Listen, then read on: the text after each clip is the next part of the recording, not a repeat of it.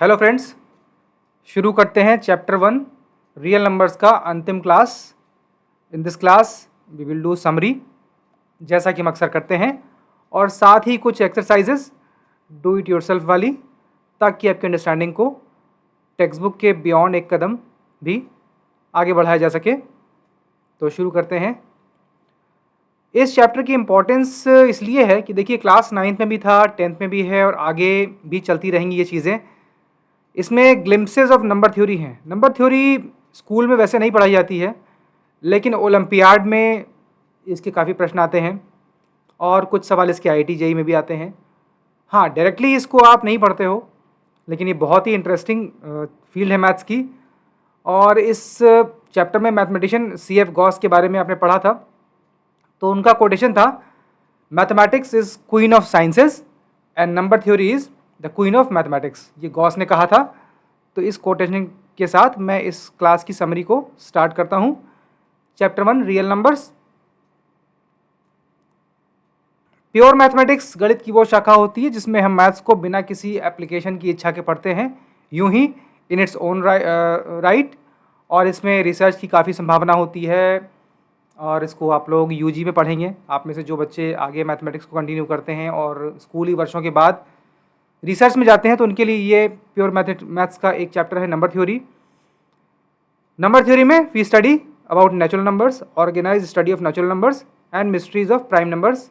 Natural numbers में जो सबसे ज़्यादा इंटरेस्टिंग सबसेट है वो है प्राइम नंबर्स का, जिसके बारे में कोई डेफिनेट पैटर्न अभी तक नहीं मिला है मैथमेटिशियंस को, और इसकी तलाश रहती है। इसलिए नंबर थ्योरी का अपना एक महत्व है। और रियल नंबर्स में हमने नंबर थ्योरी की कुछ झलकें देखी हैं, विशेष रूप से डिवीजन एल्गोरिथम और फंडामेंटल थ्योरम ऑफ अरिथमेटिक। ये हमने मेन पार्ट में, मेन चैप्टर में पढ़ा था। प्राइम नंबर्स की जब बात आती है तो टेस्ट ऑफ प्राइमलिटी, एक छोटा सा टेस्ट यहाँ पे है, आप चाहें तो नोट कर लें। This may not pertain directly to your school syllabus और एग्जाम्स, बट इंटरेस्टिंग है। अगर आपको आगे मैथ्स लेना होगा 11th 12th में, तो ये चीज़ें, इनकी समझ ज़रूरी है। For a given natural number n, उसकी वो प्राइम है या नहीं, उसको टेस्ट करने का एक सिस्टमेटिक तरीका है। Try to divide n by all primes smaller than square root n। दिए गए नंबर की प्राइमलिटी चेक करने के लिए, देखिए, शुरू में आपको कई सारे प्राइम नंबर्स पता हैं, 2 से शुरू होता है। 2 को हम कहते हैं द ऑडेस्ट प्राइम। ऑड का मतलब यहाँ पे ऑड नहीं है, बल्कि अंग्रेजी वाला जो ऑड होता है, जो दूसरों से अलग कहते हैं उसको। 2 is the oddest prime because it is even number as well as prime number. फिर 2, 3, 5, 7, 11, 13, 17, 19, इस तरह से आपको कुछ प्राइम नंबर्स तो याद ही होते हैं, शुरू के डबल डिजिट वाले। लेकिन इसके बाद स्मॉल टेस्ट ऑफ प्राइमलिटी ज़रूरी है, क्योंकि अगर कोई बहुत बड़ा नंबर दिया है तो यूं ही आप उसको नहीं समझ सकते देख के या किसी तरह से। तो उसका एक तरीका है, try to divide n by all primes smaller than n root n। तो पहले आप स्क्वायर रूट n निकालें, और उससे छोटे जितने प्राइम नंबर्स हैं उनको लिस्ट करें, और एक एक करके दिए गए नंबर को उन सभी प्राइम से डिवाइड करने की कोशिश करें। If n remains non divisible then n is a prime number. There is no need to test up to all prime number smaller than n। देखिए, एग्जाम्पल के तौर पे ये एक टेस्ट, इसको आप नोट कर सकते हैं। एग्जाम्पल, एक नंबर है 1249, इसकी प्राइमलिटी की टेस्टिंग करनी है, तो एक सीधा तरीका तो ये होता कि 1249 से छोटे जितने भी प्राइम नंबर्स हैं वो सब निकालें, उनसे डिवाइड करके देखें। अगर डिवाइड हो गया तो कॉम्पोजिट है, डिवाइड नहीं हुआ तो प्राइम नंबर है। लेकिन उसका स्मार्टर तरीका है, एलिगेंट तरीका है, कि पहले 1249 का स्क्वायर रूट निकालें, जो कि आ जाएगा 35.34, और उस मेथड के अनुसार try to divide 1249 by all prime numbers smaller than 35.34, that is 2 से लेकर 31 तक जितने भी प्राइम नंबर्स हैं, कुछ चोजन फ्यू ही हैं, 15 से भी कम हैं, 2 से लेकर 31 तक जितने भी प्राइम नंबर्स हैं उन सबसे इसको डिवाइड करने की कोशिश कीजिए। कैलकुलेटर का इस्तेमाल कर सकते हैं ऑफ कोर्स। और अगर ये डिवाइड नहीं होता है इस छोटे से सेट से, 2 से लेकर 31 तक जो प्राइम नंबर्स हैं, काफ़ी छोटा सेट है जो मैनेजेबल है, अगर इस सेट से भी डिवाइड नहीं होता है, then we conclude that, we find that 1249 remains non divisible by all primes smaller than 35.34, therefore 1249 is a prime number. ये एक फास्टर तरीका है स्मॉल टेस्ट ऑफ प्राइमैलिटी। इसमें आपको पूरे नंबर से डिवाइड नहीं करना है, जो 1249 से छोटे जितने भी कॉम्पोजिट जितने भी नंबर्स उनसे डिवाइड करने की जरूरत नहीं है। Without this test it would have been a tiring task to test the divisibility of 1 to 49 by all prime number smaller than 1 to 49 even by a calculator. अगर आप कैलकुलेटर के उपयोग से भी इस मेथड के बिना इसकी प्राइमैलिटी चेक करना चाहें तो आपको काफ़ी समय और एफर्ट लगेगा। तो ये टेस्ट काफ़ी हैंडी है, इसको आप नोट कर सकते हैं। A small test for primality of a given number. ये विशेष रूप से 4 डिजिट से बड़े नंबर्स के लिए बहुत कारगर रहता है, क्योंकि तब प्राइम नंबर्स की संख्या बढ़ती जाती है। एडवांस टेस्ट भी हैं, लेकिन वो उनकी बातें फिर कभी करेंगे, जो इससे भी एक कदम आगे जाते हैं। अच्छा, अब जो हमने टेक्स्ट बुक में पढ़ा था चैप्टर में, उसको थोड़ा सा समअप कर लिया जाए क्वेश्चंस के रूप में। Experimental DIY, test and make conjectures for X a natural number, use calculator. हम यहाँ पे नेचर ऑफ एक्स देखेंगे और nature of square root X देखेंगे कि ये रैशनल आता है या इर्रैशनल आता है। एक्स का नेचर अगर फर्स्ट कॉलम में है तो रूट एक्स का नेचर रैशनल होगा या इर्रैशनल। ये आपने जो चैप्टर पढ़ा था उन कंसेप्ट को यूज़ करके या कैलकुलेटर के इस्तेमाल से आपको एग्जामिन करना है और कंजेक्चर्स फ्रेम करने हैं। मैं बार बार कंजेक्चर्स पे जोर इसलिए दे रहा हूँ क्योंकि वो आपकी एक ऑर्गेनिक थिंकिंग को स्ट्रेंथन करते हैं। सिर्फ फॉर्मूले याद कर लेना या थ्योरम्स याद कर लेना will not be the best way to study mathematics for bigger exams. Conjectures के ज़रिए आप ये समझते हैं कि थ्योरम्स कैसे बनती हैं और वो सिद्धांत शुरू कैसे होती है, उनकी उत्पत्ति कहाँ से होती है। तो देखते हैं nature of X. If X is a prime number then root X is what, will see, you can see, use calculator. यही आपको टेस्ट करना है, यही एक्सपेरिमेंटल DIY है, जो अंतिम क्लास की विशेषता होती है कि हम थोड़े से प्रयोग धर्मिता वाली चीज़ें समझते हैं। अगर x प्राइम नंबर है तो रूट x क्या होगा?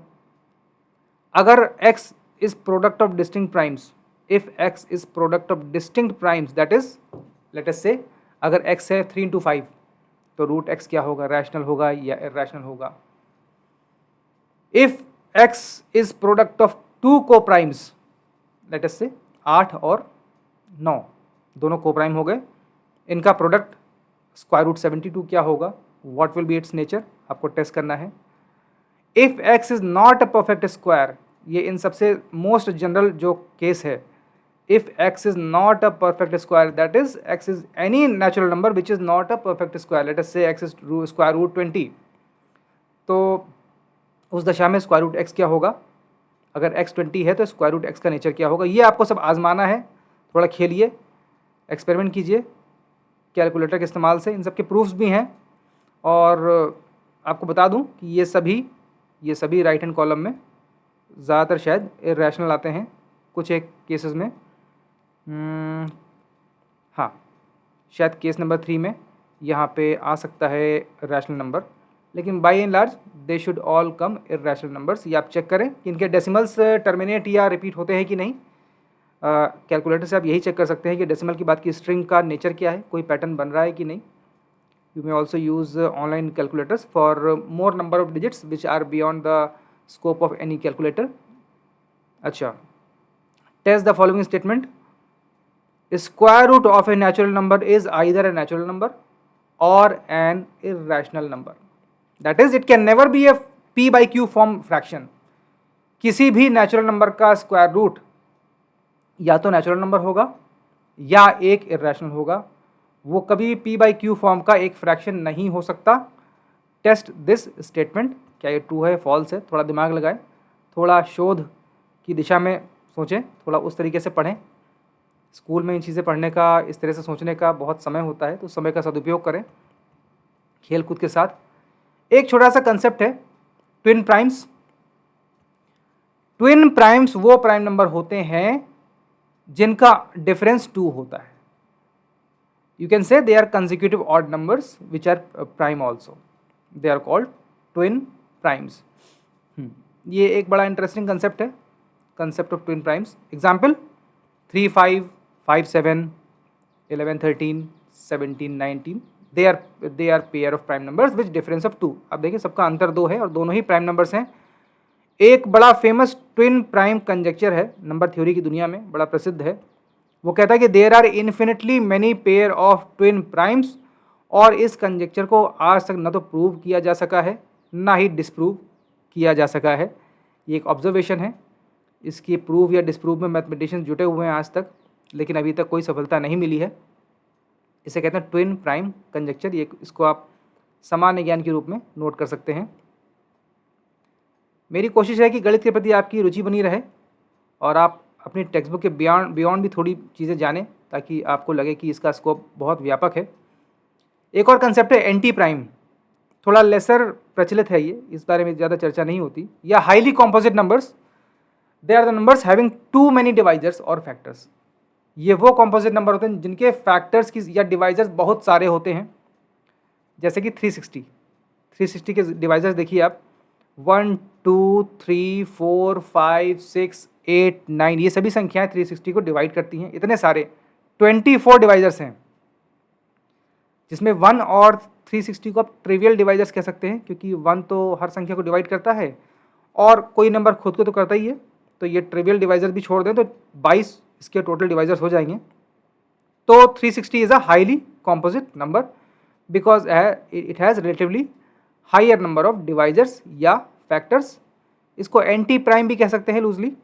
एंटी प्राइम का भी एक कंसेप्ट है, एक नोमेनक्लेचर है, काइंडली नोट। इसके बाद हाँ, एक नंबर होता है 5040। 5040 is a famous anti prime number having 60 divisors. 60 इसके डिवाइजर्स बनेंगे। कौन कौन से होंगे, थोड़ा सा आप खेलिए, देखिए, लिस्ट बनाइए। इसको कहते हैं Plato's favourite number. This can be a very good pin और password for your phone computer and you may find many more anti primes. खुद से ढूंढें। 5040 एक बड़ा प्रसिद्ध एंटी प्राइम है। इसको अपने कंप्यूटर के या मोबाइल के पिन के रूप में सेट कर सकते हैं, तो कोई गेस नहीं कर पाएगा। एंड हाँ, इस तरह के और नंबर खुद से ढूंढने का प्रयास करें जिनके ज़्यादा फैक्टर्स हों। एक और थ्योरम हमने पढ़ी थी, यूक्लिड्स लेमा। इस बारे में हमने मेन चैप्टर में चर्चा भी की थी। What is Euclid's lemma? Euclid's lemma कहता है कि a prime number p divides product of two natural numbers if and only if p divides at least one of them। ये if स्टेटमेंट है, बोथ हेडेड होता है, ये imply and implied by वाली बात इसमें आती है। A prime number p divides product of two natural numbers if and only if p divides at least one of them। अगर कोई प्राइम नंबर किन्हीं दो नंबर्स के प्रोडक्ट को डिवाइड कर रहा है तो वो उनमें से कम एक को तो विभाजित करेगा ही करेगा, एंड वाइसे वर्सा, उस दिशा में वो अगर कोई नंबर इस तरह से बिहेव करता है तो वो प्राइम कहलाएगा। यही मतलब है if and only if logic का, जिसके बारे में क्लास 9th में हम लोगों ने विस्तृत चर्चा की थी अपेंडिक्स 1 के जरिए। द इफ़ स्टेटमेंट, ये चीज़ें फिर से आएंगी क्लास 10 में, अपेंडिक्स 1 जल्दी ही आएगा, तो इसको आप नोट करें, इस यूक्लिड लेमा को। This is an important theorem, और इसको लिखने का तरीका है, एक वर्टिकल लाइन द्वारा हम डिवाइड्स को इंगित करते हैं। This is notation for divides, vertical line, विराम चिन्ह जैसा होता है। If p divides x star y, star मतलब multiplication, if p divides x into Y then p divides x और p डिवाइड्स y और p divides both x and y, ये कह सकते हैं। This vertical line is a notation और symbol for divides. p divides x dot y then p divides x और p divide y, और ये रिवर्स भी होता है, अगर ऐसा होगा तो p मस्ट बी प्राइम। तो ये प्राइम की टेस्टिंग भी है। Example, 2 divides 12 and then you see 2 divides 4, 3 divides 36 which is 6 into 6 और any other combination, 18 into 2, 3 divide 6। तो अगर कोई प्राइम नंबर किसी कॉम्पोजिट को डिवाइड करेगा तो वो उस कॉम्पोजिट की कम से कम एक फैक्टर को तो डिवाइड करेगा ही करेगा। Application, a number which does not follow Euclid's lemma is not a prime number। तो प्राइम नंबर को ढूंढने की कई मेथड निकाले गए हैं गणितज्ञों ने, बहुत सारे शोध इस पे चलते रहते हैं। तो उनमें से एक टेस्ट ये भी हो सकता है, थोड़ा सिंपल है। a number which does not behave according to Euclid's lemma is not a prime number। for example, 6 divides 8 into 9, 72, but 6 divides neither 8 nor 9, therefore 6 is not prime। कोई कहे कि 6 प्राइम नहीं इसका प्रूफ दीजिए, तो आप यूक्लिड लेमा के ज़रिए कह सकते हैं, एक छोटा सा प्रूफ हो जाएगा अपनी समझ के लिए। Prime testing the eternal quest of number theory. Number theory में प्राइम के बारे में समझना, पढ़ना, उनके पैटर्न खोजना, यही एक शोध का विषय रहता है, इटर्नल क्वेस्ट। ये इसकी खोज हमेशा चलती रहती है। तो एप्लीकेशन है, a number which does not behave according to Euclid's lemma is not a prime number. ये आपने यहाँ देखा। पैराफ्रेजिंग, इसी बात को घुमा के कैसे लिखेंगे, ट्रू फॉल्स का क्वेश्चन कैसे बनेगा। If a prime number p divides a composite number a, then p divides at least a divisor of a, ऐसे कह सकते हैं। ये ट्रू फॉल्स में सवाल आ सकता है। This is just a paraphrased version of Euclid's lemma, जो हमने अभी ऊपर देखा। इस तरह के क्वेश्चन आते हैं MCQs में, कॉम्पिटिटिव एग्जाम्स में। Special case, if p divides a square then p divides a, वही बात है। a square is product of two composite numbers, two numbers a and a, then p must divide a और a। यहाँ पे theorem 1.2 में आपको दिखाया गया है, आपने किताब में पढ़ा था। तो यूक्लिड लेमा का स्पेशल केस हो गया, if p divides a square then p divides a, उसी के अनुसार इसका प्रूफ हो जाएगा। अब इसको जनरलाइज भी कर सकते हैं, if p divides any natural number power of a, then p divides a। If p divides a to the power n, then p divides a। अब यहाँ पे a का स्क्वायर हो, क्यूब हो, पावर 4 हो, पावर 20 हो, पावर एक natural number होनी चाहिए। आपने क्लास 9 में पढ़ा था कि power can be a fractional number also, that is why I am highlighting that the power should be natural number here for application of this generalization of special case 1.2 theorem. If p divides any natural number power of a, then p divides a. See, if p divides a to power 72, then p must divide a, otherwise p will not be a prime number. ये special case है theorem 1.2, special case of Euclid lemma. और इसी special case का हमने जब generalise किया तो power 2 से बढ़ा के एनी नेचुरल नंबर कर दी। If p divides a natural number power of a और exponent of a, then p divides a। This is extension of theorem 1.2। ध्यान दें, हमने जनरलाइजेशन की बातें भी की थी कक्षा 9 के सिलेबस में, तो वो चीज़ें आगे भी चलती रहेंगी सतत रूप से।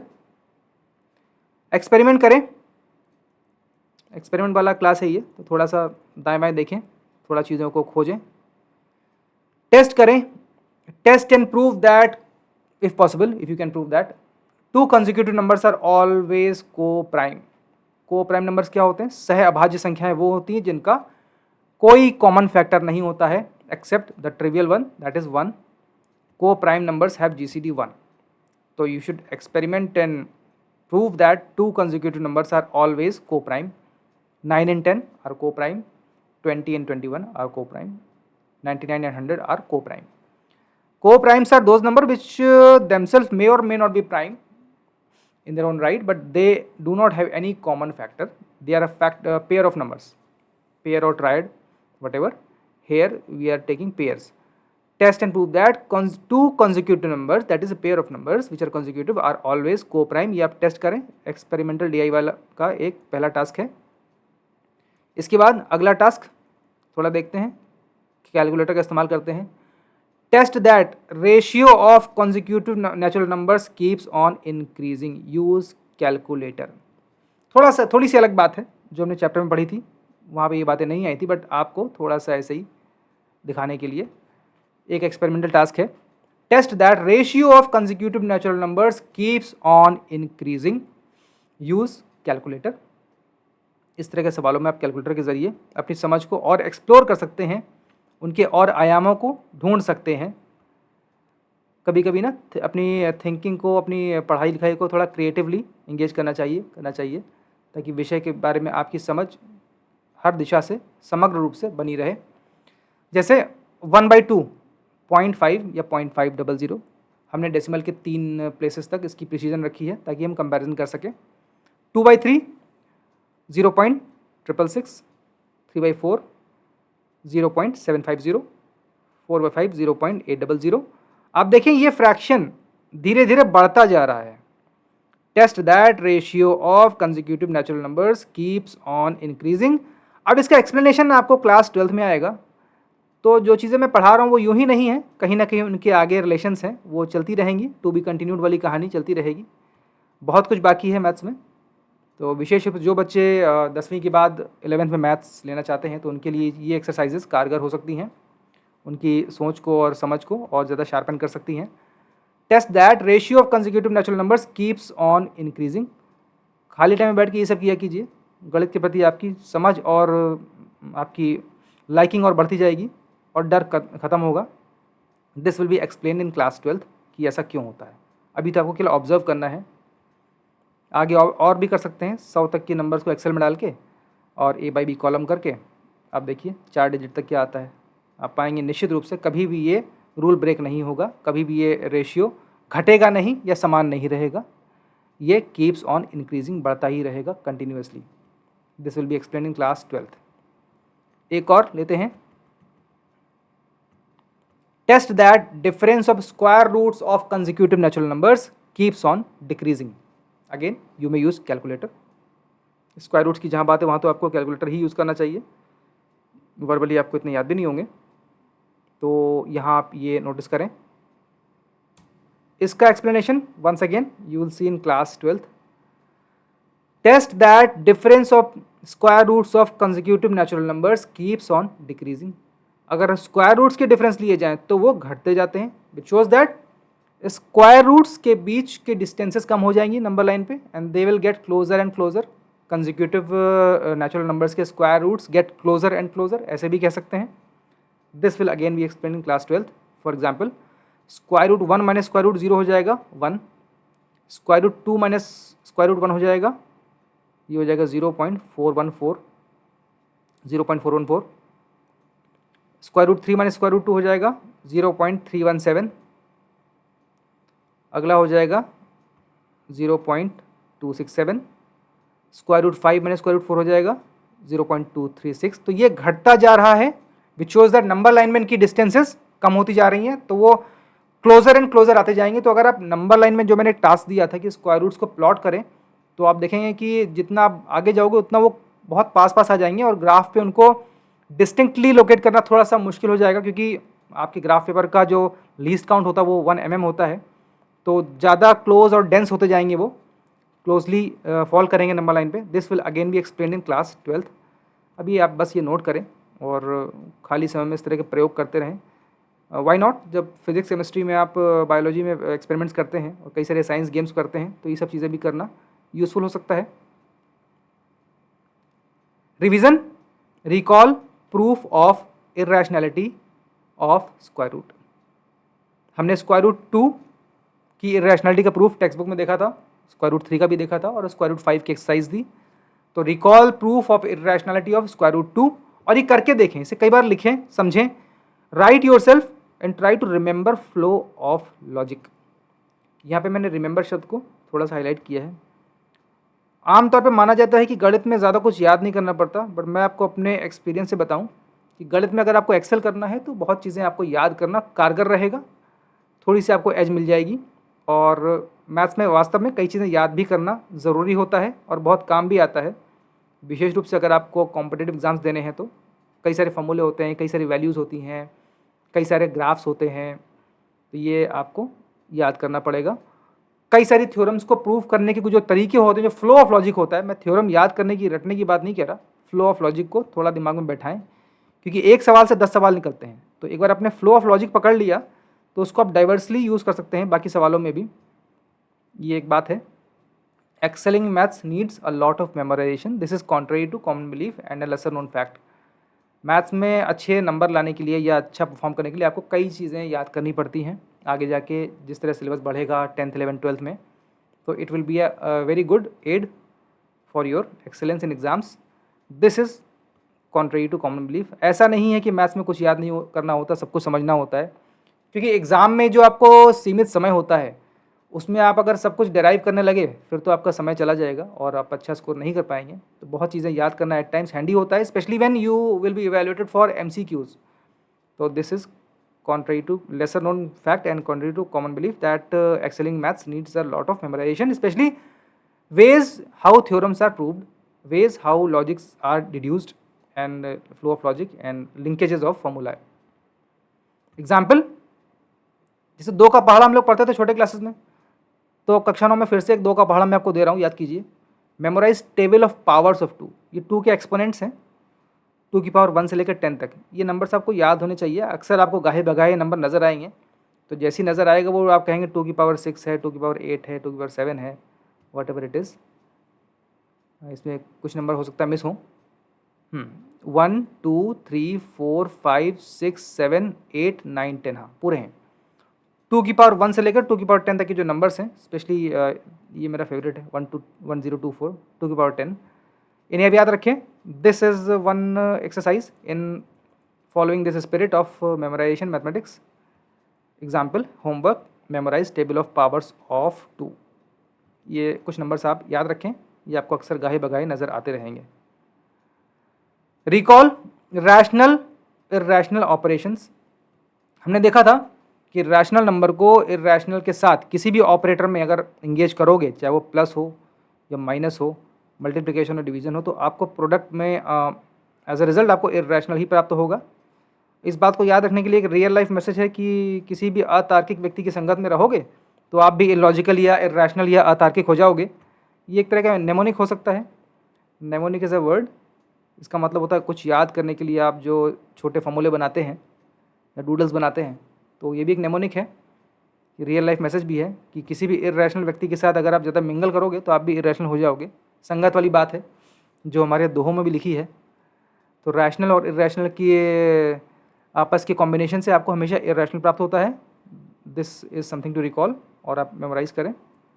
इस एप्लीकेशन के माध्यम से आप प्रूव कर सकते हैं कि 6 into root 2 will be irrational, 7 minus root 3 will be irrational, 5 divide by root 6 will be irrational. You can all prove that. इस सिंपल फॉर्मूले को याद रखें एक नेमोनिक बना के, and which is the real life message also. Okay, this classes, हाँ एक चीज़ बच गई थी जो आपकी टेक्स्ट बुक में लास्ट में था, नोट टू रीडर। 3 नंबर के एलसीएम और एचसीएफ का क्या रिलेशन था, ये मैंने चर्चा भी की थी। इस पर एक बड़ा सा फार्मूला है, बड़ा भीषण सा है। तो यहाँ पे आप ये देखें कि अगर इस फार्मूले में, इन दोनों फार्मूले में अगर आर की जगह क्यू रख दिया जाए तो आपको वही 2 नंबर्स वाली जो बेसिक आइडेंटिटी है कि LCM into HCF is equal to product of numbers, क्या ये प्राप्त होती है? ये आप करके देखें। पहले तो इन दोनों फार्मूलों को आप 3 नंबर्स ले लेके खुद से टेस्ट करें। उसके बाद अगले चरण में इस फार्मूले को ही, इनमें से किसी एक को या दोनों को, आर की जगह क्यू रख के देखें क्या आपको ये मिल रहा है कि LCM into HCF is equal to P into Q. I am sure you'll get this. इसका मतलब बड़े फार्मूले से छोटे फार्मूले डिड्यूस या रिड्यूस या सिंप्लीफाई किए जा सकते हैं। हाँ, ऐसा अक्सर होगा। हाँ, अगर आपको ये फार्मूला याद करने का मन है, मान लो, वैसे तो याद करने की ज़रूरत नहीं है क्योंकि ये फार्मूले शायद कभी आते भी नहीं हैं 3 नंबर्स वाले, लेकिन इनको याद करने के लिए आप अंग्रेज़ी भाषा का सहारा ले सकते हैं, पैराफ्रेज कर सकते हैं। Paraphrasing for 3 numbers we have, अगर इसी फार्मूले को पैराफ्रेज करके शब्दों में लिखा जाए, for 3 numbers we have, this is to memorize if you want, if in case you want, अगर आपको याद करने का मन है तो। 3 नंबर्स के लिए हमको ये नतीजा मिलता है कि LCM by HCF is equal to product of numbers divided by product of pairwise HCF. इसकी बात हमने की थी। दरअसल ये क्या है, LCM is equal to product of numbers into product of into HCF divide by product of pairwise HCF. आप देखें तो वैसे तो ये फार्मूला देखने में बड़ा कॉम्प्लिकेटेड सा लग रहा है, लेकिन उसको याद करने का तरीका है। कई बार फार्मूले ना मैथमेटिकली थोड़े से डरावने लगते हैं, लेकिन इंग्लिश लैंग्वेज में वो आसान हो जाते हैं। यही भाषा की खूबसूरती है, सवालों को जटिल भी बनाती है और सिंप्लीफाई भी करती है। LCM by HCF is equal to product of numbers divided by product of pairwise HCF. अब यहाँ पे थोड़ा सा रीडिंग कॉम्प्रिहेंशन का खेल भी है कि पेयर वाइज एचसीएफ क्या होता है। अब देखो क्या होता है, आपने यहाँ पे 3 एचसीएफ लिखे हैं, HCF of P Q into HCF of Q R into HCF of P R. तो पेयर वाइज लेके आपने एचसीएफ निकाले और उनको आपस में गुणा करके डिनोमिनेटर बना दिया। और एलसीएम और एचसीएफ, एलसीएम बाई एचसीएफ करोगे तो P into Q into R by this HCF into HCF into HCF हो जाएगा। ये आप याद करना अगर चाहें तो इस तरह से भी लिख सकते हैं। सिमिलरली एलसीएम अगले फॉर्मूले को भी आप कर सकते हो, HCF by LCM is equal to product of numbers divided by product of pairwise LCMs. अच्छा, इन 2 फॉर्मूले को ध्यान से देखो, आपको ये मिलेगा कि एचसीएफ के pair wise product of HCF and pair wise product of LCM में कुछ रिलेशन है, क्या आप निकाल सकते हो? यहाँ से LCM बाई HCF निकालो, यहाँ से LCM बाई HCF निकालो, तो कुछ ना कुछ रिलेशन मिलेगा। ट्राई टू एक्सप्लोर कि पेयर वाइज HCF जब मल्टीप्लाई किए जाएं और पेयर वाइज LCMs को मल्टीप्लाई करने पे क्या उनमें कोई रिलेशन मिलता है। आप इन दो फॉर्मूले की मदद से पूरा इसका निचोड़ निकालो, पूरा जूस निकाल लो। जो कुछ किताब में पढ़ा है उसको जहाँ तक आप एक्सटेंड कर सको, जहाँ तक आप उसका पूरा समझ सको कंसेप्ट, वो करना चाहिए। कहते हैं ना कि आम के आम गुठलियों के दाम, तो वही है। किसी फॉर्मूले को सिर्फ देखो मत, उससे और क्या एक्सटेंशन निकाल सकते हो, यही खेल है, यही मैथ्स को समझना है। मैथ्स का किसी भी विषय को डूब के पढ़ना इसी को कहते हैं कि सिर्फ जो लिखा है, रीडिंग बिटवीन द लाइन्स जो कहते हैं, अंग्रेजी का फ्रेज है रीडिंग बिटवीन द लाइन्स। तो यहाँ पे मैं आपको वही उसी दिशा में प्रेरित कर रहा हूँ कि जो सामने लिखा है बस उसको ये नहीं कि देख के ऊब गए, डर गए, आगे निकल लिया, उसी को मास्टर करके बैठ गए, रट के बैठ गए। उसके दाएं बाएं उसके एक्सटेंशंस, उससे क्या डिराइव कर सकते हो, उससे कैसे खेल सकते हो। तो reading between the lines is very important in any subjects, more so in mathematics, because here many things are linked and related and they have cascading effect in advanced classes also. अच्छा, अब इन 3 number से क्या हम कुछ 4 numbers का निकाल सकते हैं क्या? थोड़ा सा डिफिकल्ट होगा, दिमागी कसरत है, करके देखिएगा समय मिले तो। मैंने तो नहीं किया है, I have not done it. See, is there a pattern? Explore what can be the formula for 4 numbers PQRS। गणित में ऐसा अक्सर होगा कि बड़े फार्मूला से को सिंप्लीफाई करके डिडक्शन की टेक्निक के द्वारा आपको लोअर फार्मूला मिल जाते हैं। Often higher formulas can be simplified to lower formulas by suitable choice of variables. कहीं QR करके इक्वल टू R रख दिया, यहाँ किसी वेरिएबल को 0 रख दिया। ये मैथ्स में अक्सर होगा, इस बारे में हमने क्लास 9 में देखा था। अच्छा, इस चैनल का जो उद्देश्य है सिर्फ आपके पाठ्यक्रम को पूरा करना नहीं है, चंद सवालों को हल कराना नहीं है। The goal of this channel is not just completing your syllabus but also igniting a hidden spark for research. हो सकता है आप में से कुछ बच्चे आगे जाके शोध में जाएं, रिसर्च में जाएं, तो उन ट्रेंड्स को पकड़ने का या अपने अंदर के उस हुनर को या अपनी लाइकिंग को एक्सप्लोर करने की एज यही है, स्कूली वर्ष। तो goal of this channel is to ignite hidden spark for research, जो कुछ लोगों में होता है। एंड एक्सपेरिमेंट्स के द्वारा आप बहुत चीज़ें सीखेंगे, गणित को एक कदम आगे तक महसूस करेंगे और लाइक करेंगे। तो माइकल फैराडे जो बहुत प्रसिद्ध, बहुत महान फिजिक्स और केमिस्ट्री के साइंटिस्ट थे, और उन्होंने कहा था, जिन्होंने इलेक्ट्रोमैग्नेटिज्म और इलेक्ट्रोकेमिस्ट्री के बारे में बहुत कुछ इन्वेंशंस की थी, उनका ही ये कोटेशन है, without experiment I am nothing, Michael Faraday. तो इसी कोटेशन के साथ और इसी मैसेज के साथ चैप्टर 1 का ये आखिरी क्लास इसे समाप्त किया जाए। चैप्टर 1 ख़त्म होता है और इसके बाद हम लोग अगली क्लास में चैप्टर 2 पॉलिनॉमियल शुरू करेंगे। आप अच्छे से रिवाइज़ करें। ये चैप्टर वैसे तो छोटा सा है, ज़्यादा इसमें कठिन सवाल नहीं है, लेकिन इसकी जो थ्योरेटिकल फाउंडेशन है बड़ी इंपॉर्टेंट है for subsequent concepts. Okay, this class is over now.